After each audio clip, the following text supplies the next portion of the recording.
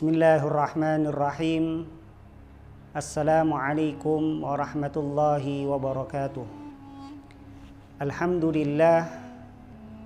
Alhamdulillahilladzi an'ama alaina bi ni'matil imani wal islam.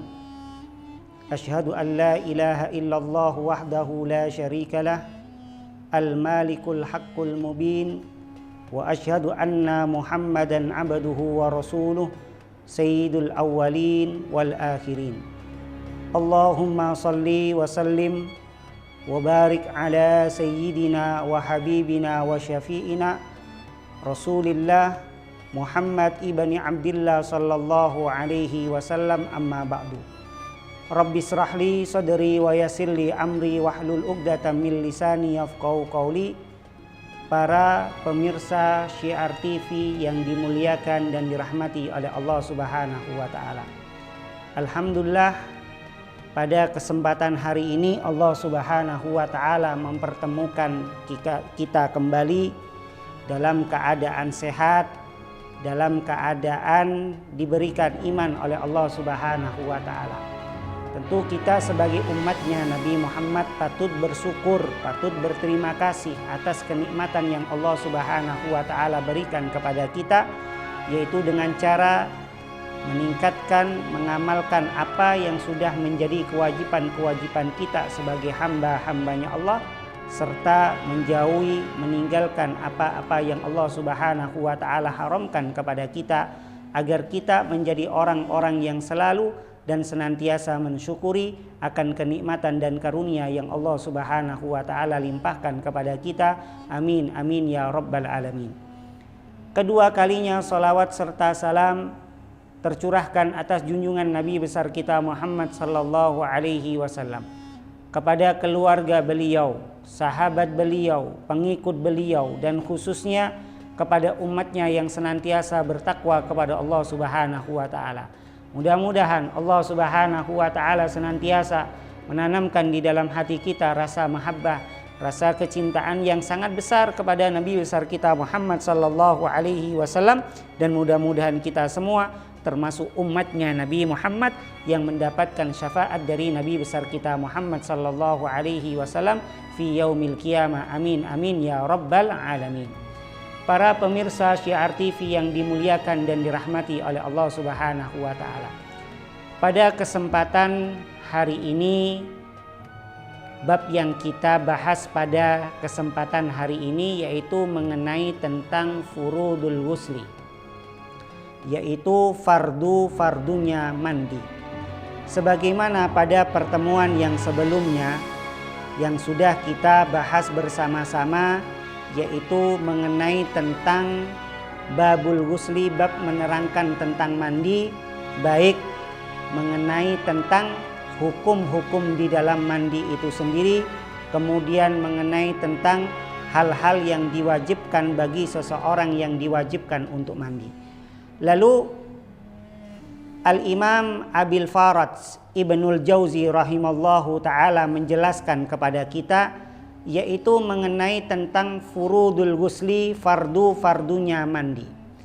Ketika seseorang tersebut itu mandi, ya, baik itu mandi yang sifatnya itu sunnah ataupun mandi yang sifatnya itu adalah wajib, maka seseorang tersebut itu diharuskan, diwajibkan untuk melakukan daripada fardu-fardunya mandi itu sendiri. Sebagaimana dikatakan di kalangan ulama asy-Syafi'iyah bahwasanya furudul ghusli, fardu-fardunya mandi itu ada dua. Yang pertama adalah an-niyat. Ketika seseorang tersebut itu mandi, baik itu mandi yang sifatnya adalah sesuatu yang sunnah ataupun mandi yang sifatnya itu adalah sesuatu yang wajib. Sebagaimana yang sudah saya jelaskan pada episode sebelumnya, di antara mandi yang sunnah adalah pada saat melaksanakan ibadah sholat Jumat, kemudian pada saat merayakan hari raya Idul Adha ataupun merayakan Idul Fitri, maka seseorang tersebut itu disunnahkan untuk mandi. Kemudian mandi yang diwajibkan ketika seseorang tersebut itu memiliki hadas besar seperti habis berjima ataupun ikhtilam, mimpi basah ataupun khurujul mani ataupun keluar mani, kemudian ingkita udamul haid, wangkita udamun nifas, terputusnya atau berhentinya darah nifas ataupun darah haid, maka seseorang tersebut itu diwajibkan untuk mandi. Ketika seseorang tersebut itu mandi, maka harus ada niat. Ya. Harus ada niat. Ketika seseorang tersebut itu tidak ada niat di dalam mandinya, maka dia tidak sempurna alias tidak sah. Kalau mandinya itu adalah sifatnya yang sunnah, maka seseorang tersebut itu tidak mendapatkan pahala sunnah. Contoh, ada seseorang mandi sholat Jumat. Ya, mandi sholat Jumat karena dia itu mau melaksanakan ibadah sholat Jumat. Disunnahkan bagi orang laki-laki yang menghadiri ataupun yang mau melaksanakan ibadah sholat Jumat itu disunnahkan untuk mandi. Ketika seseorang tersebut itu disunnahkan untuk mandi, kemudian seseorang tersebut tidak niat.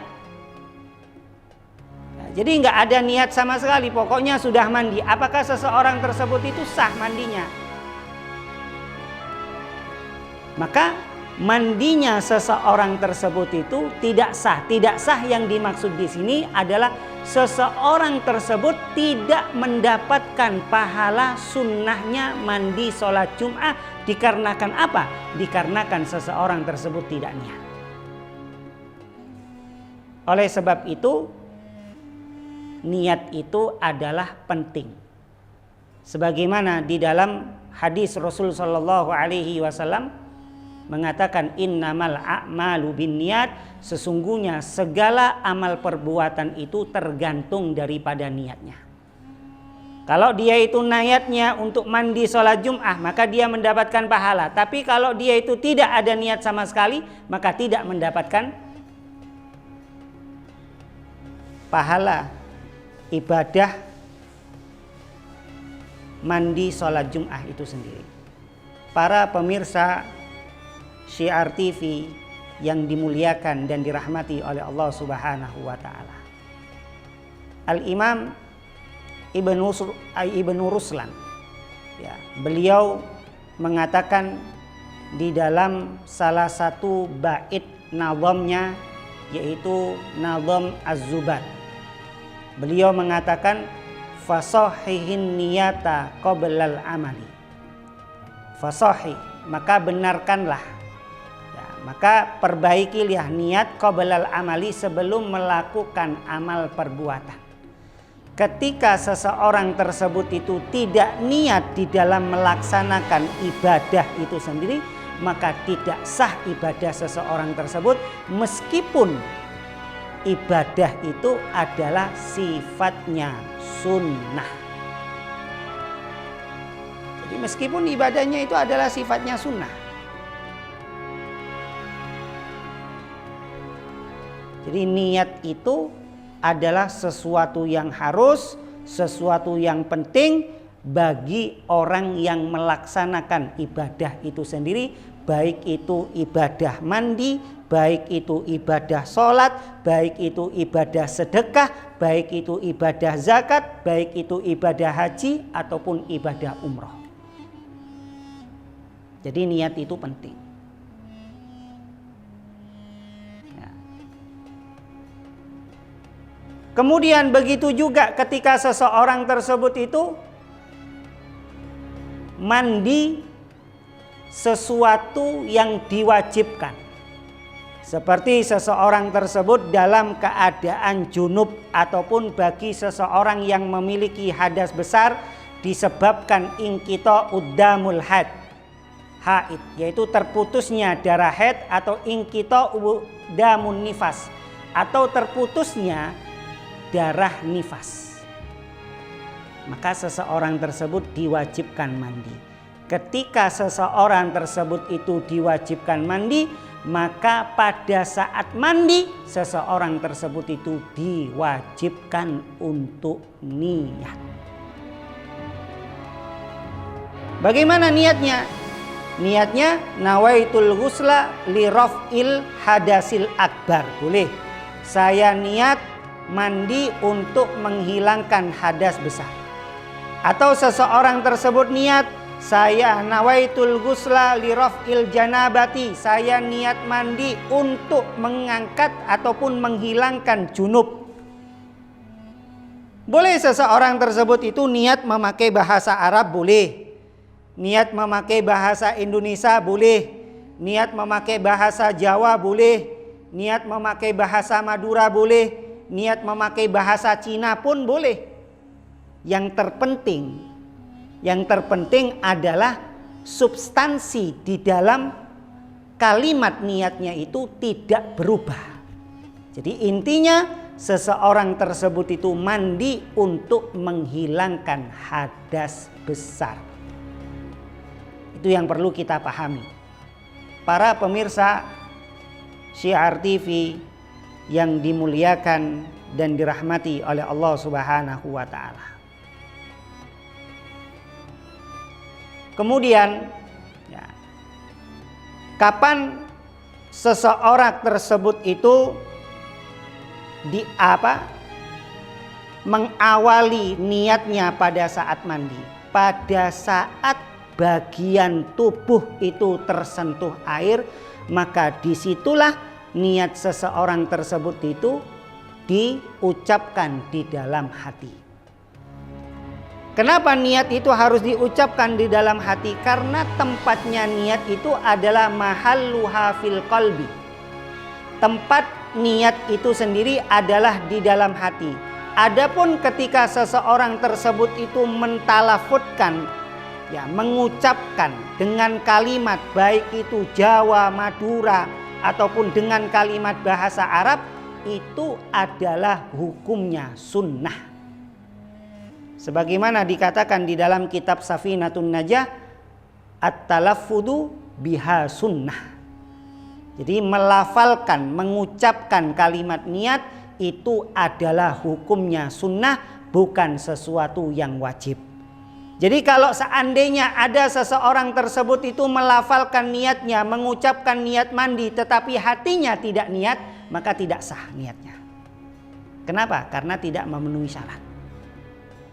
Jadi niat itu harus diucapkan di dalam hati. Ketika air tersebut itu menyentuh salah satu daripada anggota bagian tubuh kita, maka hati kita itu niat nawaitul ghusla li raf'il hadasil akbar. Itu kalau bahasa Arab. Kalau bahasa Indonesianya, saya niat mandi untuk menghilangkan hadas besar. Boleh pakai bahasa Indonesia, boleh memakai bahasa Arab, boleh memakai bahasa Cina, boleh memakai bahasa Inggris, terserah. Yang terpenting seseorang tersebut itu memahami apa yang ia niatkan. Kalau dia tidak paham, kalau dia tidak paham, tidak mengerti, sebagian ulama mengatakan tidak memenuhi syarat. Kenapa?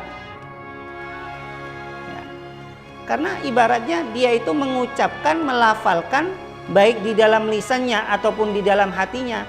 Mereka tidak mengetahui makna yang terkandung di dalam kalimat itu sendiri. Para pemirsa Syiar TV yang dimuliakan dan dirahmati oleh Allah Subhanahu wa taala. Kemudian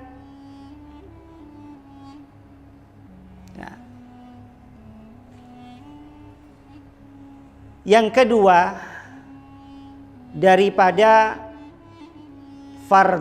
fardunya mandi, ta'mimul badani bil ma'i, meratakan seluruh anggota badan bil ma'i dengan air. Jadi mulai dari ujung rambut sampai ujung kaki itu harus rata ataupun terbilas dengan air. Jadi kalau ada bagian tubuh yang tidak tersentuh ataupun tidak terkena ataupun tidak terbilas dengan air, maka mandinya itu tidak sah. Jadi seluruh anggota bagian tubuh itu harus rata dengan air. Begitu juga rambut yang ada di kepala kita, kemudian rambut yang ada di bagian seperti jambang, lihyah, ya, jenggot, itu harus tersentuh, harus terbilas dengan air. Kalau ada bagian yang tidak terbilas dengan air, maka maka mandinya tidak sah. Mandinya tidak sah. Begitu juga bagian alat kelamin, baik alat kelaminnya laki-laki maupun alat kelaminnya perempuan, itu harus tersentuh ataupun harus terbasuh oleh air. Kalau tidak tersentuh ataupun tidak terbasuh ataupun tidak terbilas dengan air, maka mandinya seseorang tersebut itu tidak memenuhi syarat. Baik itu mandi yang wajib ataupun mandi yang sunnah. Contoh mandi yang sunnah. Ada orang ingin melaksanakan ibadah sholat Jum'ah, itu disunnahkan untuk mandi. Kemudian ya, seseorang tersebut ada bagian telinga yang tidak tersentuh dengan air. Jadi ada bagian telinga yang tidak tersentuh dengan air, maka mandinya seseorang tersebut itu tidak sesuai dengan apa yang sudah dirumuskan oleh para ulama, yang sudah ditentukan oleh para ulama. Jadi harus diulang. Kenapa? Karena tidak sesuai. Kalau itu mandi sunnah, maka tidak mendapatkan pahala sunnah. Kalau itu mandi wajib, maka mandi wajibnya tidak sah dan harus diulang.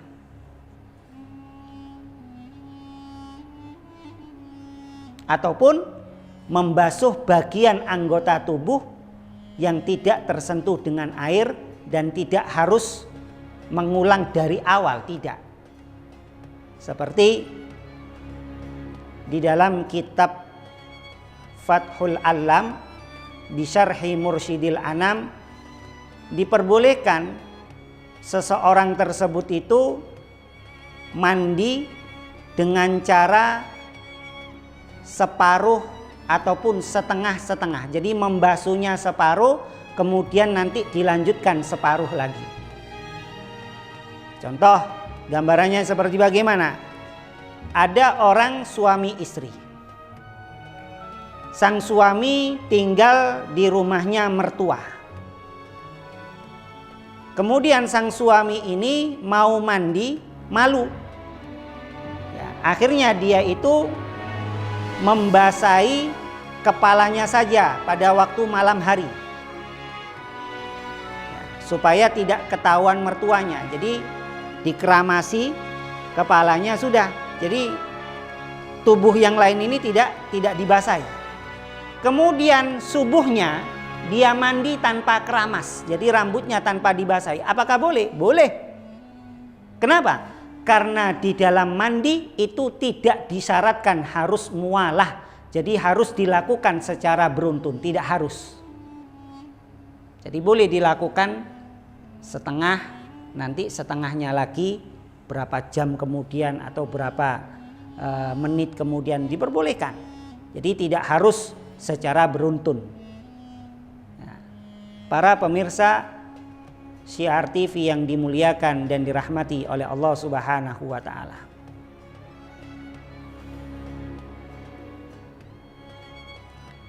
Kemudian lalu juga dikatakan di sini, ketika seseorang tersebut itu terdapat bulu ataupun rambut yang sangat lebat yang ada di bagian tubuh seseorang tersebut, maka pada saat mandi besar ataupun mandi sunnah itu harus terbilas dengan air.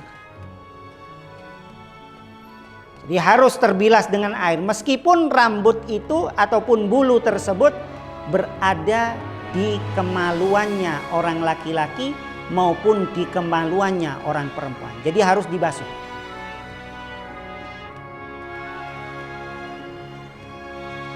Jadi kalau tidak dibasuh maka tidak sah. Ya.